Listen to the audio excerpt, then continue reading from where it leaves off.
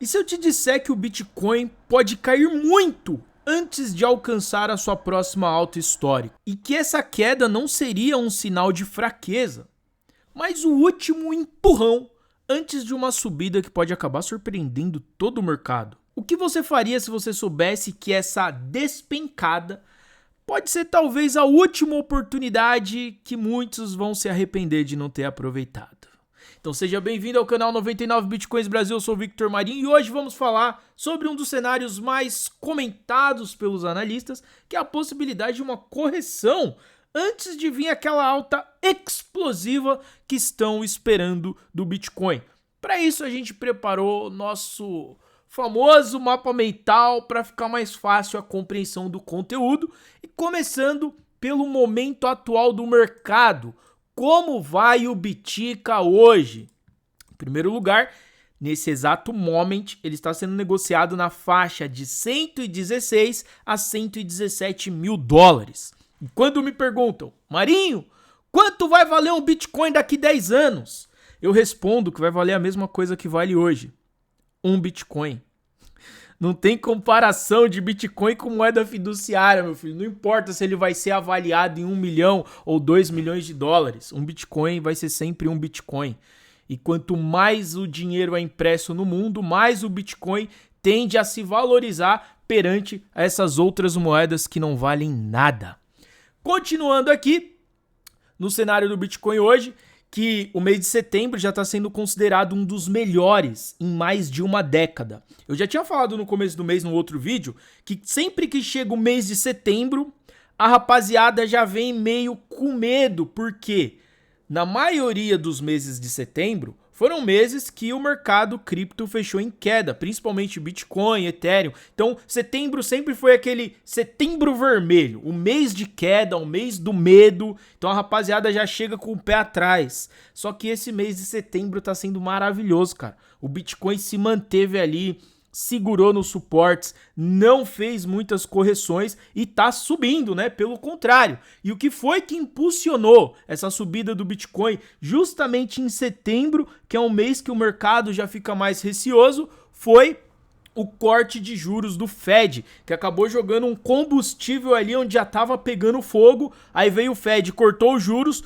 toma gasolina em cima do fogo, filhão. Porque sabe como que é, né? Diminuiu os juros americanos, os investimentos tradicionais passam a não ser mais tão interessante, porque vai render menos. Então a rapaziada olha, opa, vamos colocar nosso dinheiro ali no Bitica que talvez vai dar melhor negócio, né? Então quanto mais sobe os juros americanos, menos dinheiro no mercado cripto, porque as pessoas ainda preferem ficar em dólar, que é uma moeda 1 milhão de vezes mais fraca que o Bitcoin. E nem vamos comparar Bitcoin com o real, porque é até injusto, né? Se o dólar é mais forte que o real e o Bitcoin é 1 milhão de vezes mais forte do que o dólar, na minha humilde opinião, o real é nada nessa conta.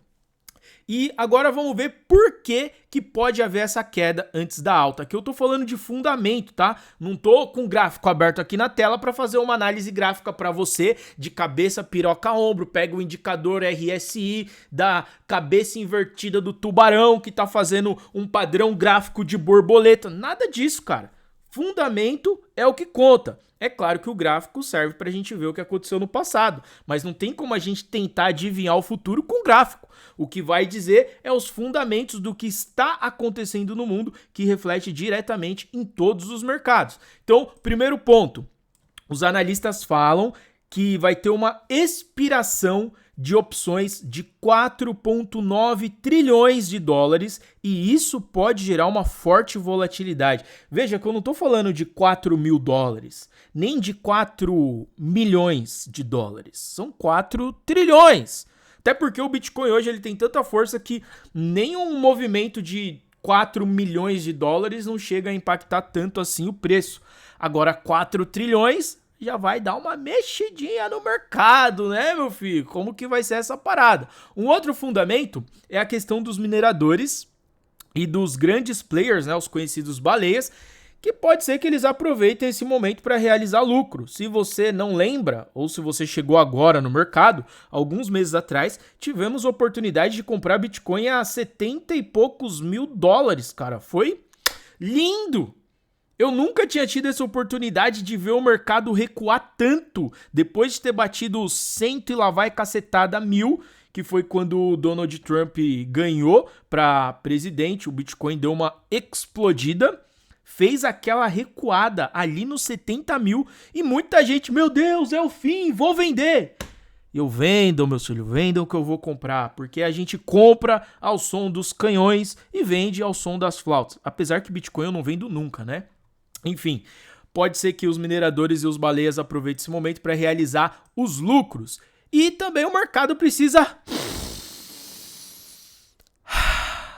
respirar depois de uma sequência de alta, né? Nenhum ativo sobe infinitamente sem parar. Se fosse assim, tenho certeza que o único que poderia fazer isso seria o Bitcoin, mas nem com Bitcoin é assim, então não vai ser com nada. Aí você pode se perguntar, mas então como que eu posso fazer 10 ou 20x com Bitcoin? E a real é que com Bitcoin e Bitcoin talvez seja difícil você fazer 10 ou 20x no curto prazo, tá?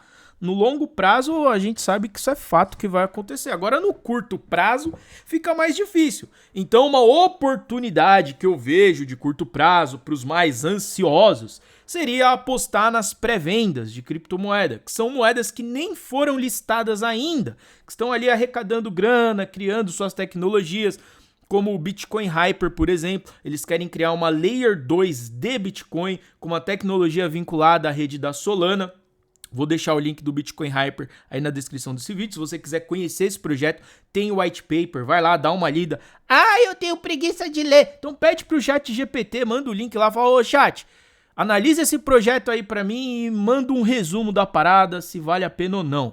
Independentemente se você achar que vale a pena ou não, caso você resolva arriscar, porque é um risco, tá? Tô deixando claro aqui pra você que isso aqui é um risco. Não é algo, compra que você vai ficar milionário. Não, não é assim que funciona. Isso aqui é um risco. Se você resolver arriscar um pouquinho do seu dinheiro para tentar multiplicar a grana participando ali de uma pré-venda, o meu único conselho, que não é uma dica de investimento, é que se você for fazer isso, você faça usando o gerenciamento de risco. Qual que é o gerenciamento de risco que eu sempre indico aqui no canal? 5% do seu salário no máximo. Então, se você é um cara que ganha R$4.000 por mês, parabéns por ganhar tão bem no Brasil, 5% disso é R$200. É pouca grana. Gerenciamento de risco é assim, meu filho, é 200 conto só. Você vai olhar, só 200 conto tá de boa, mano. É o que eu ia gastar em pizza aqui fim de semana. Então esse é o máximo que você deveria se arriscar por mês, com coisas que você pode perder o dinheiro. Porque aí, caso você perca, você fica triste, mas não fica depressivo, entendeu? Então, sempre aplique o gerenciamento dos 5% na sua vida. Não importa se você ganha 1.000, 2.000, 10.000. Aplica os 5% caso você queira arriscar com alguma coisa, que vai evitar muita dor de cabeça no seu futuro. Agora aqui no ponto número 3, sobre o que os analistas estão dizendo, os especialistas, que eu não sou especialista em nada, tá? Eu só tô falando aqui pra você o que eu acho do mercado, não sou especialista em nada, mas dizem os especialistas que num cenário conservador, para esse ano ainda, 2025, a gente pode ver o Bitcoin entre 130 e 60 mil dólares. E eu concordo com esse cenário aqui. Eu acredito que sim, o Bitcoin tem uma grande capacidade de até o fim do ano entregar pra gente aí os 150 mil, se tiver força, vai ali até os 160 e vai ser uma loucura, né? O mercado vai crescer muito. Em um outro cenário mais otimista, já estão dizendo do Bitcoin chegar a 200 até 250 mil dólares ainda esse ano. Cara, seria dobrar o investimento de quem tem Bitcoin, né? Aqui já é um cenário muito otimista, na minha opinião. Eu não acredito que ainda esse ano o Bitcoin pode chegar em 250 mil dólares. Mas Bitcoin é Bitcoin, né? Ele sempre é controverso e o que muitos acreditam, ele vai totalmente contrário. Então, pode ser que aconteça, né? Não tem como a gente dizer, não dá pra prever o futuro. Eu sempre falo, eu ainda não tenho a mãe de Ná aqui comigo pra falar exatamente o que vai acontecer. E um cenário extremo, sempre tem os doidão, né?